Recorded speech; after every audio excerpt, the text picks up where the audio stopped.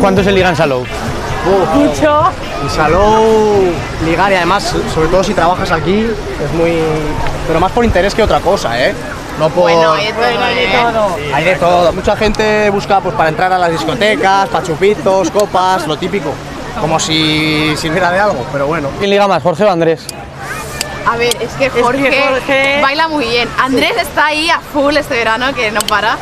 Pero claro, también tiene pareja y venir con pareja a Salou es un poco complicado, ¿eh? Yo siempre es un poco respeto a mi complicado. niña. La verdad es que se liga muchísimo, muchísimo. Y de todo, de todas las calibres, ¿sabes? Te puedes llevar a alguien muy top, luego hay alguien de ni fu ni fa, pero bueno, oye, por la noche todos los gatos son pardos, dicen. Y tan pardos, porque hay cada uno que se lleva cada perla, pero bueno, oye. ¿Está más de moda pedir el Instagram que el móvil? Sí, por totalmente. O es más rápido porque como en la página de donde trabajas, pues estás etiquetado, pues ya es más rápido encontrar. Y ya no eso, que te ya no es más íntimo. Ya no pides el WhatsApp. Exacto. Claro, aparte ya ves su perfil, directo, ya lo ves. ver las fotos que tiene, Chafardeas lo que un poco, hace, ya. ¿no? Entonces ya vendes un poquito más, por así decirlo, que es simplemente un número de teléfono.